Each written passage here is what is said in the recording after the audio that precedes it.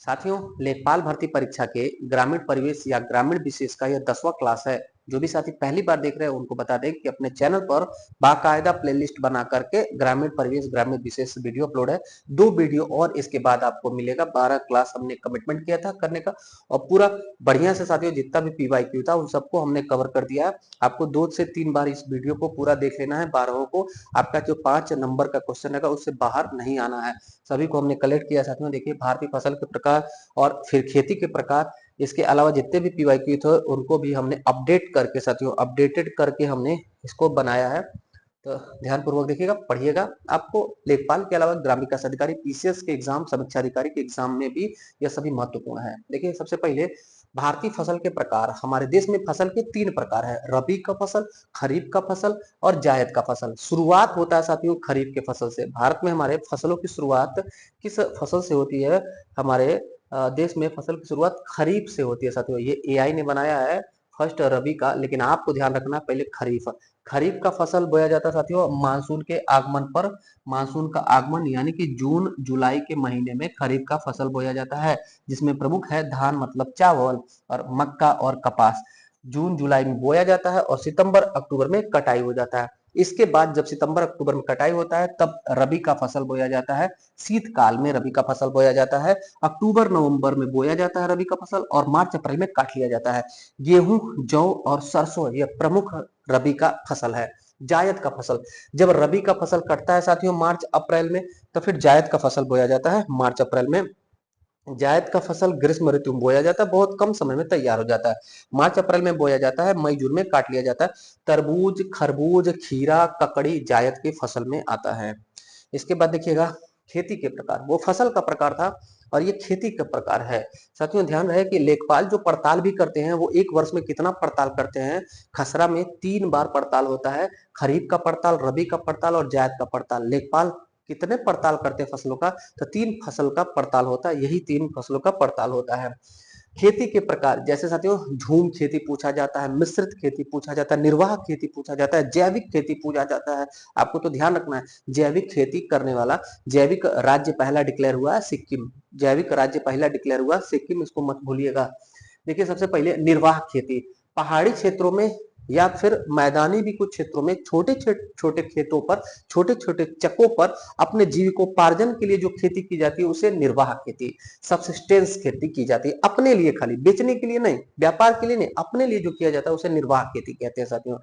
इसी में आता है झूम खेती। झूम खेती भी छोटे छोटे क्षेत्रों में झाड़ियों को, वनों को काट करके एक एरिया को वहां सफाई करके फिर वहां पर एग्रीकल्चर का काम किया जाता है, खेती किया जाता है, फिर उसको छोड़ करके दूसरे जगह जाया जाता है, उसे झूम खेती कहते हैं। अगला देखिए गहन निर्वाह कृषि। गहन निर्वाह कृषि बड़े बड़े क्षेत्र पर होता है ये साथियों। ये जीविकोपार्जन के लिए ये भी होता है, लेकिन डेंस फसल होता है। कहीं पर धान लगा दिया गया, कहीं आलू, कहीं भिंडी, कहीं सरसों, कहीं मिर्चा, ये सब लगा दिया गया। गहनता से अगर हो तो उसे गहन कृषि कहते हैं। वाणिज्यिक कृषि, कॉमर्शियल क्रॉप, जब साथियों व्यापारिक पर्पज से कोई फसल बोया जाए, जैसे गन्ना हो गया, चाय हो गया, कॉफी हो गया, रबर की खेती हो गया, कपास की खेती हो गया, इन सबको बोला जाता है वाणिज्यिक फसल। फसल का विपणन बोला जाता है। इसके बाद मोस्ट इंपॉर्टेंट है मिश्रित खेती। मिश्रित खेती क्या होता है? जब खेती के साथ साथ पशुपालन किया जाए तो उसे मिश्रित खेती कहते हैं। फसल और पशुपालन, कृषि के साथ साथ पशुपालन भी होगा तो उसे मिश्रित खेती कहते हैं। एक होता है संयुक्त खेती। संयुक्त खेती में साथियों 2 फसलों को एक साथ बोया जाता है। एक ही खेत में 2 फसलों को बोया जाएगा तो वो संयुक्त खेती होगा। और जब कृषि के साथ पशुपालन होगा तो उसे मिश्रित खेती कहा जाता है। पीसीएस में बहुत बार पूछा गया, ध्यान रखिएगा। इसके बाद रोपण की कृषि, प्लांटेशन फार्मिंग।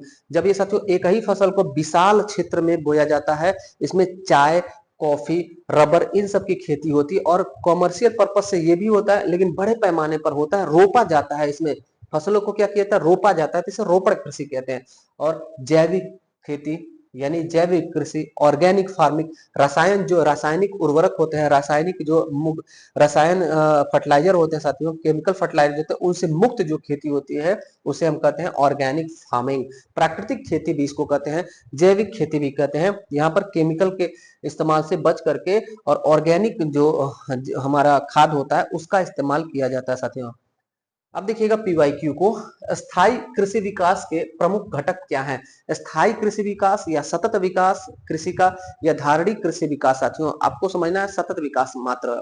सतत विकास वो होता है जब हम अपने अपने डेवलपमेंट को देखें, अपना जीविकोपार्जन करें, अपनी पीढ़ी का जीविकोपार्जन करें, साथ ही साथ आने वाली पीढ़ियों के बारे में भी सोच करके प्राकृतिक संसाधनों का यूज करें, तो उसे ही सस्टेनेबल डेवलपमेंट, इंक्लूसिव डेवलपमेंट, धारणीय विकास, सतत विकास या अस्थायी विकास कहते हैं। इसी को कृषि में जोड़ लीजिए तो उसको उसको कहेंगे हम लोग स्थायी कृषि विकास। साथियों जैसे आप पानी का यूज कर रहे हैं और आप जो है आपको नहाना है 1 से 1.5-2 बाल्टी में, आप क्या कर रहे हैं 20 बाल्टी पानी गिराए चले जा रहे हैं, तो आप जल का जो है मिसयूज कर रहे हैं। साथियों आपको फ्यूचर के बारे में सोचना, भविष्य के बारे में सोचना। आपको जो है पता चला कि जमीन के अंदर से पेट्रोलियम कोयला निकल रहा है, आप अंधाधुंध मशीन लगा करके, मशीनरी लगा करके सब उसको निकाल करके एक ही बार कोयला पेट्रोलियम खत्म कर दें, आने वाली पीढ़ी क्या सोचेगी? ऐसे ही आप खेती आप क्या है, आप क्या कर रहे हो, खेत को बेच बेच करके खा रहे हैं, जमीन को बेच बेच कर खा रहे हैं, आप आने वाली पीढ़ी क्या देखेगी? तो ये सभी चीज जो है इस कॉन्सेप्ट को ही कहा जाता है धारणीय विकास, कि भविष्य का भी ध्यान रखे, भावी पीढ़ियों का ध्यान रखते हुए खेती करिए,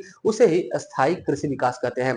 इसके प्रमुख घटक होते हैं साथियों पोषक तत्वों का एकीकृत प्रबंधन, समन्वित कीट प्रबंधन, फसल कटाई प्रवृत्ति, प्रौद्योगिकी और आनुवंशिक विविधता तथा खरपतवार का प्रबंधन करना। साथियों खरपतवार बड़ी खतरनाक चीज है साथियों। आप ना धान, गेहूं, अमरूद, केला, कोई भी पेड़ फसल अगर लगा रहे हैं, बागीचा लगा रहे हैं, उसके अगल बगल में ना खरपतवार तेजी से ग्रोथ कर जाते हैं, और आप जो फसल लगाए वो बहुत स्लोली स्लोली ग्रोथ करता है। ये खरपतवार का खासियत यही होता है कि आपके बगीचे में ये जो है जो भी मिट्टी में पोषक पदार्थ होंगे उनको जल्दी जल्दी खा करके खुद मोटा तगड़ा हो जाएगा खरपतवार, और आपका जो मेन आपने जिस पर खर्च किया है, जिसका फल फूल आपको खाना है, आम, अमरूद, केला, कुछ भी फसल लगाए तो उसका ग्रोथ नहीं हो पाता, तो उसी को कहते हैं खरपतवार प्रबंधन। साथियों कृषि की नई नई विधियों और ग्रामीण विकास से संबंधित विकास प्रौद्योगिकी को ग्रामीण एवं किसानों तक हस्तांतरित करने के उद्देश्य से समय समय पर किन योजनाओं का क्रियान्वयन किया गया? तो हमारी सरकार ने साथियों कृषि विज्ञान केंद्र की स्थापना की और राष्ट्रीय प्रदर्शन कार्यक्रम की शुरुआत की। राष्ट्रीय प्रदर्शन कार्यक्रम किसानों को प्रदर्शन दिखाया जाता है, एग्जीबिशन कराया जाता है, ये मोस्ट इंपॉर्टेंट है, ध्यान रखिएगा। कृषि विज्ञान केंद्र की स्थापना पांडिचेरी में 21 मार्च 1974 को होती है। पांडिचेरी का अब नाम है पुदुचेरी। ये पांडिचेरी साथियों माहे यनम और कराईकल 3 क्षेत्रों में बसा हुआ है, 4 क्षेत्रों में बसा हुआ है। माहे यनम, कराईकल और पुदुचेरी 4 क्षेत्रों में बसा हुआ आइलैंड है हमारे भारत का।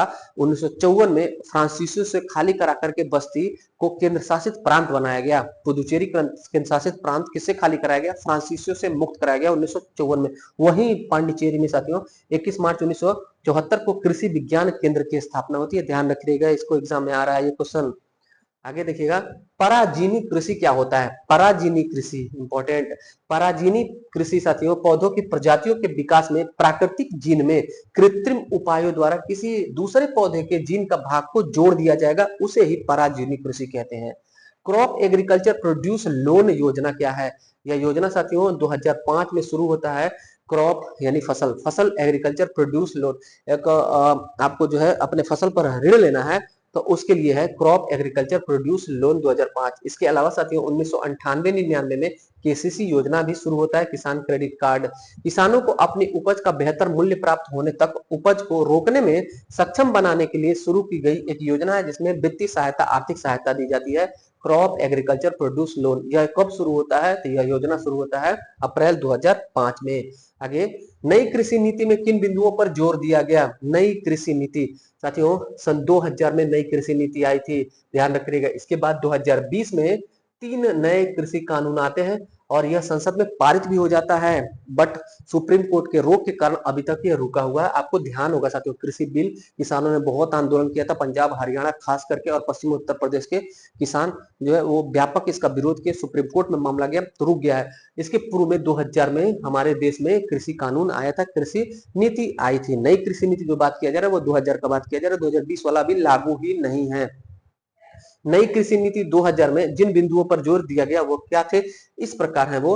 पहला कि सभी कृषिगत उपजों के लिए न्यूनतम समर्थन मूल्य दिया जाए, जिसके लिए सीएसीपी का गठन हुआ था साथियों। न्यूनतम समर्थन मूल्य तय करने का कार्य कृषि लागत एवं मूल्य आयोग को दिया गया है। मूल्यों में उतार चढ़ाव से किसानों की सुरक्षा हेतु मार्केट रिस्क स्टेबलाइजेशन फंड का सुझाव। सभी राज्यों में राज्य स्तरीय किसान आयोग के गठन का सुझाव। सूखे एवं वर्षा संबंधित जोखिमों से बचाव हेतु एग्रीकल्चर रिस्क फंड का सुझाव, किसानों के लिए बीमा योजनाओं का विस्तार, कृषि संबंधी मामलों में स्थानीय पंचायतों के अधिकारों में वृद्धि, राज्य सरकार द्वारा कृषि मंत्रालयों का नाम बदल के कृषि एवं कृषक कल्याण मंत्रालय करने का सुझाव दिया गया था सन 2000 के कृषि नीति में। साथियों, नई जो कृषि नीति थी सन 2000, उसमें यह सुझाव दिया गया था। सारी चीजों को आप 2 बार पढ़ लीजिएगा, 3 बार पढ़ लीजिएगा। क्रॉप एग्रीकल्चर प्रोड्यूस लोन योजना किसके सहयोग से प्रारंभ हुआ? जो 2005 में शुरू होता है यह योजना साथियों, कमोडिटी एक्सचेंज इंडिया के सहयोग से शुरू होता है। किसानों और कृषि क्षेत्र के लिए कार्य योजना, किसानों और कृषि क्षेत्र के लिए कार्य योजना का सुझाव देने के लिए 2004 में किसकी अध्यक्षता में राष्ट्रीय कृषक आयोग गठित किया गया? 2004 में साथियों डॉक्टर एम.एस. स्वामीनाथन साहब, हमारे देश में हरित क्रांति के जनक एम.एस. स्वामीनाथन साहब की अध्यक्षता में 2004 में किसानों और कृषि क्षेत्र के लिए योजना बनाने के लिए एक राष्ट्रीय कृषक आयोग का गठन होता है। हमारे देश में राष्ट्रीय कृषक आयोग का गठन कब हुआ है? 2004 में। वही पूछा जा सकता है आपसे राष्ट्रीय कृषक समृद्धि आयोग, राष्ट्रीय कृषक समृद्धि आयोग मोस्ट इंपॉर्टेंट है, ध्यान रखिएगा।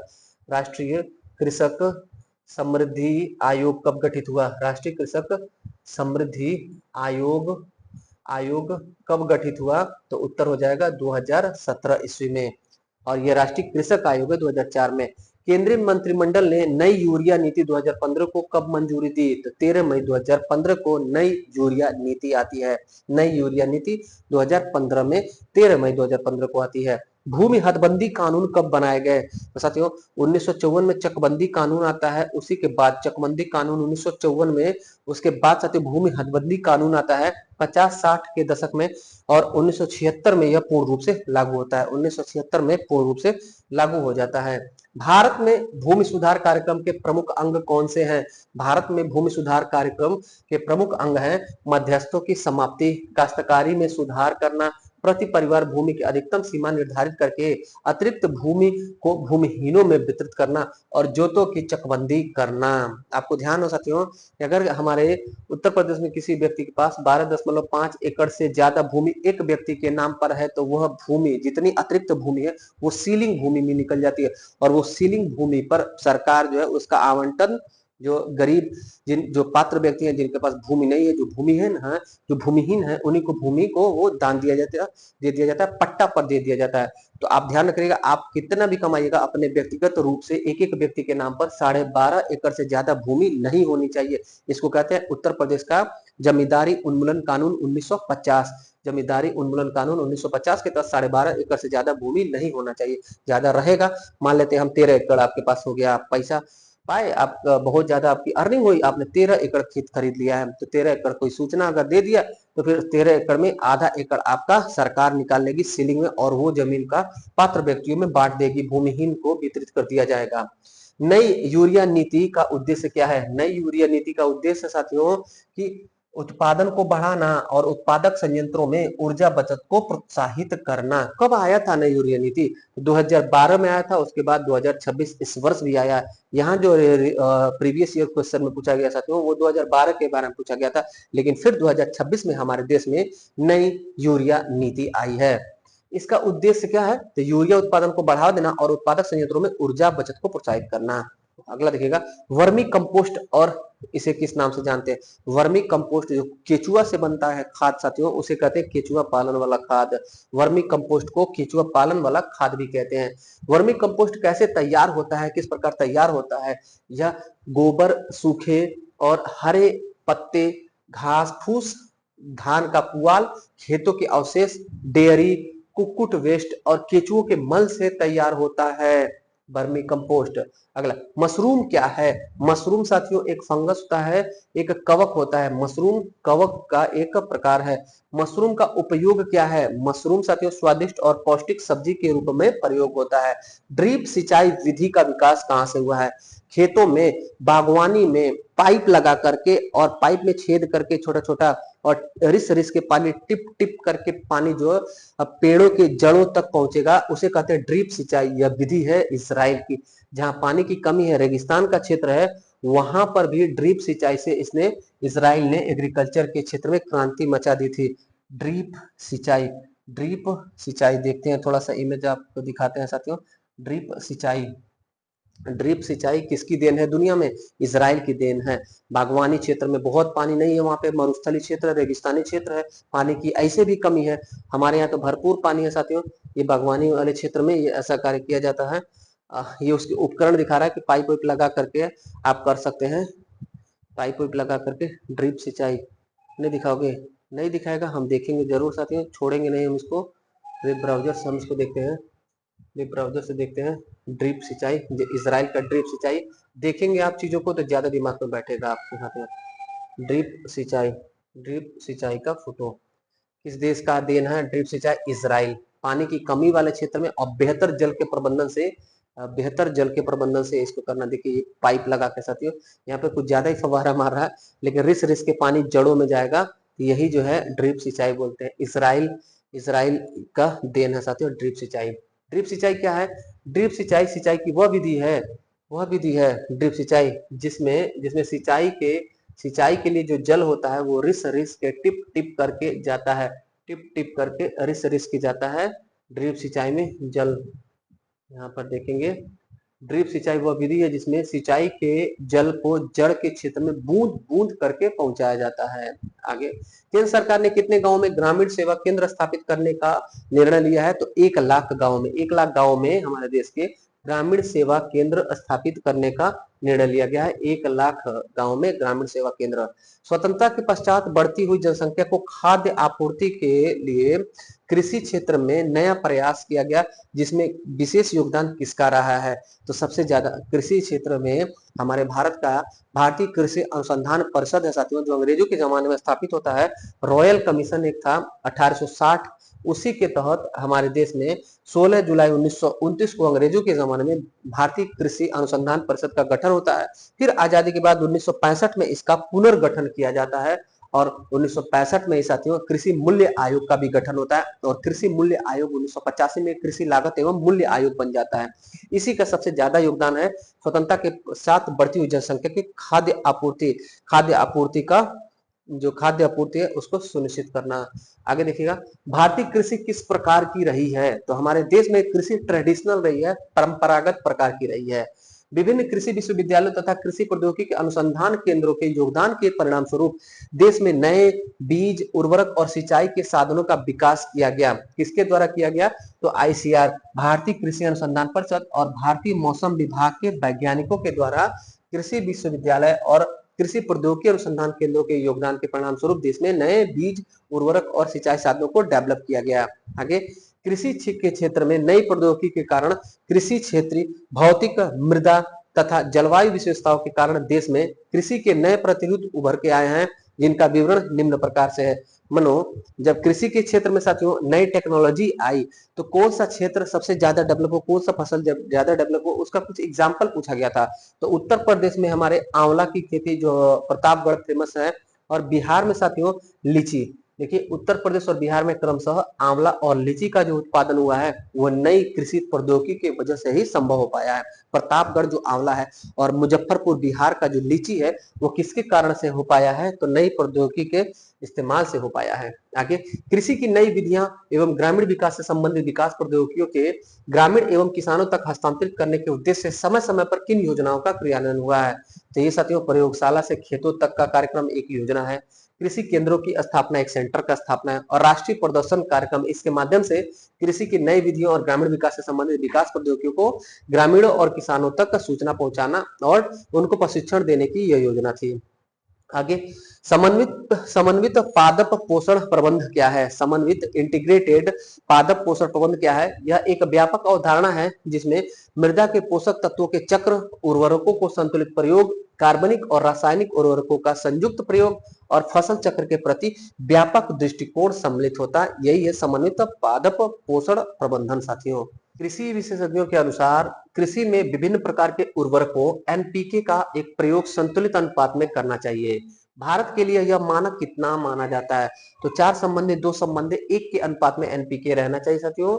हमारे जैसे मृदा है हमारी मिट्टी की जो क्षमता है उसके अनुसार 4 संबंधे 2 संबंधे 1 के अनुपात में नाइट्रोजन, फास्फोरस और पोटेशियम का उपयोग खाद के रूप में करना चाहिए। नाइट्रोजन, फास्फोरस और पोटेशियम 4 संबंधी 2 संबंधी 1 के अनुपात में रहना चाहिए। इसको याद रखिएगा। एक बात और साथियों, यूरिया में नाइट्रोजन का प्रतिशत पूछा जाता है। यूरिया में नाइट्रोजन का प्रतिशत होता है 46%। ये भी आप रटे रहिएगा, याद कर रहिएगा। फसल की कटाई के बाद कृषि क्रियाओं में वे समस्त कार्य सम्मिलित किए जाते हैं जिससे उत्पादित पदार्थ की गुणवत्ता में वृद्धि कर उसे अच्छा मूल्य प्राप्त करने योग्य बनाया जाता है। इन क्रियाओं को क्या कहा जाता है? तो उन्हें फसलों का संसाधन कहा जाता है साथियों। जब मनुष्य को बोझ से बदल करके उसको एक बेस्ट नागरिक के रूप में बना दिया जाए तो उस मनुष्य को, उस मानव को मानव संसाधन कहा जाता है। ऐसे ही फसलों का बेहतर उपयोग कर दिया जाए तो उसे फसलों को फसल संसाधन कहा जाता है, फसलों का संसाधन कहा जाता है। संसाधन क्या होता है? फसल संसाधन क्या होता है? फसल उत्पादन की एक प्रमुख प्रक्रिया है फसल संसाधन।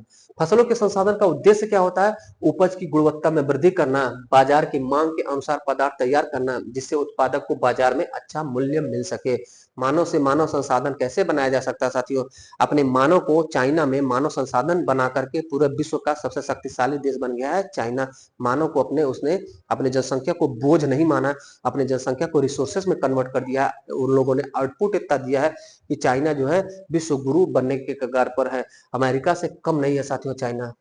कृषि निर्यात को बढ़ावा देने के कार्यक्रम के तहत केंद्र सरकार से 7 राज्यों में 8 नए कृषि निर्यात क्षेत्रों की स्थापना की मंजूरी कब मिली?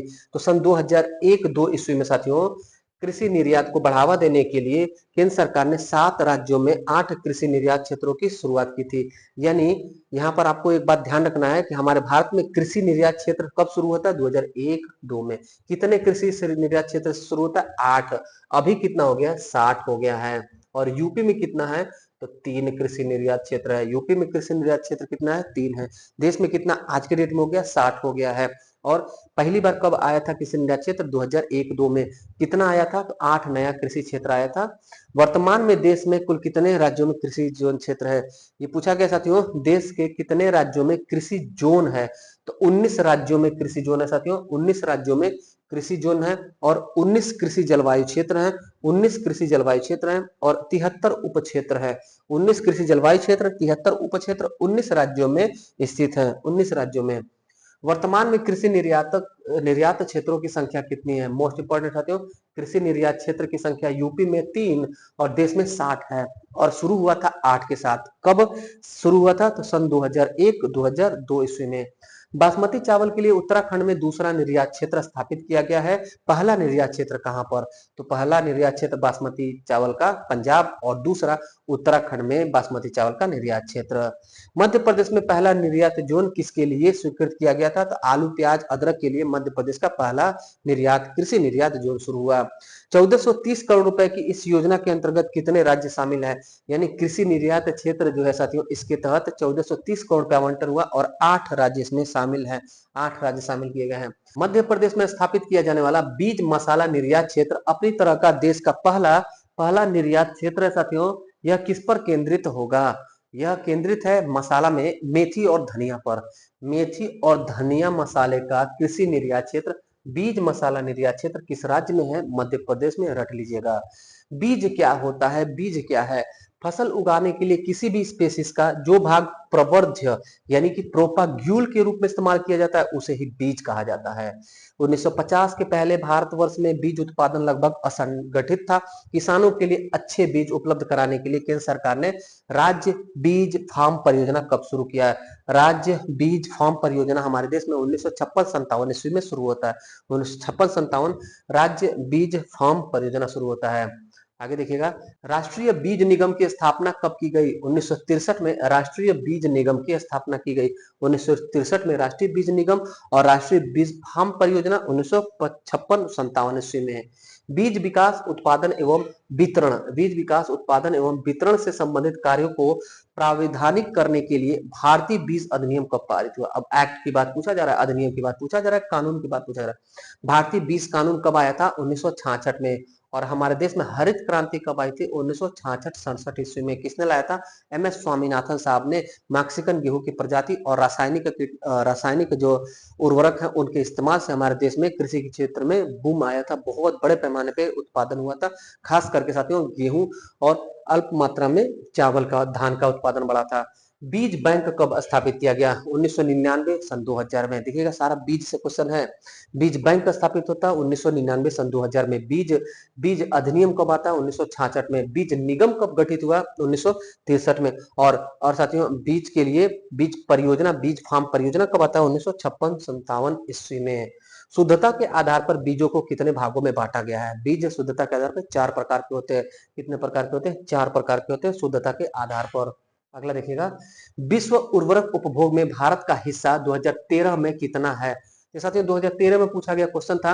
अभी वर्तमान में हमारे देश में 19% लगभग फर्टिलाइजर का इस्तेमाल उपभोग होता है पूरी दुनिया में। जो 100% जो फर्टिलाइजर का उपभोग होता है उर्वरक का, उसमें 18 से 19% हमारे देश में होता है। प्रथम स्थान पर सबसे ज्यादा साथियों चीन में होता है और सेकेंड पर सबसे ज्यादा उर्वरक का उपभोग हमारे भारत में होता है। भारत हमारा दुनिया का दूसरा सबसे ज्यादा उर्वरक का उपभोग करने वाला देश है, फर्टिलाइजर का उपभोग करने वाला देश है।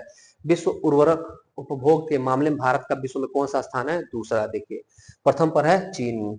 पोटासी उर्वरकों के मामले में भारत की स्थिति क्या है? तो यह पूर्ण रूप से आयात पर निर्भर है। हमारे भारत में इसका प्रोडक्शन नहीं होता है। पोटासी उर्वरक के मामले में हमारा भारत साथियों पूरा का पूरा आयात कराता है। यूपी में एक बात ध्यान रखिएगा, यूपी में 3 जगह फर्टिलाइजर है। यूपी में फर्टिलाइजर कितने जगह है? 3 जगह है। यूपी में उर्वरक कारखाना कितने जगह है? गोरखपुर में है, और फूलपुर में है। फूलपुर इलाहाबाद प्रयागराज में है। और तीसरा साथियों आंवला में है। आंवला आंवला ये साथियों बरेली में है। तो गोरखपुर, बरेली और प्रयागराज, गोरखपुर, बरेली और प्रयागराज शहर में 3 जगह यूपी में फर्टिलाइजर है। उर्वरकों की खपत में भारत में प्रथम स्थान पर कौन है? कौन सा राज्य सबसे ज्यादा उर्वरक का उपभोग करता है? तो पंजाब राज्य करता है साथियों। ये था साथियों 10वां ग्रामीण स्पेशल का क्लास। कैसा लगा क्लास? फीडबैक जरूर दीजिएगा। वीडियो को लाइक नहीं किया तो लाइक कर दीजिएगा। और जो साथी पहली बार चैनल पर जुड़े हैं उन सभी का वेलकम। अपने चैनल से जुड़ जाइए। आपको सभी कंपटीशन प्रतियोगी परीक्षाओं के लिए करंट अफेयर, जीएस और हिंदी अपने चैनल पर मिलता है और daily by daily best of best content मिलता रहेगा साथियों।